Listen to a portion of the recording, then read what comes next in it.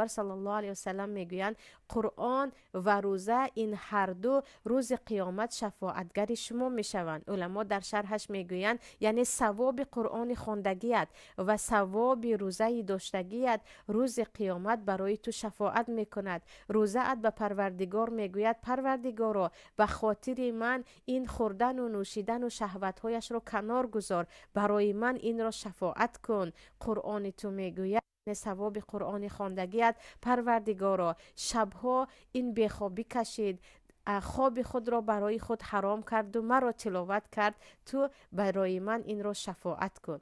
یعنی علل خصوص قرآنی که شما انا اللیل یعنی در نصفه های شب میخوانید، یتلون کتاب الله انا اللیل، این صفت مؤمنان در قرآن آمده است که مؤمنانی که نصفه های شب در دست کتاب پروردگار دارند، سخن پروردگار را میخوانند و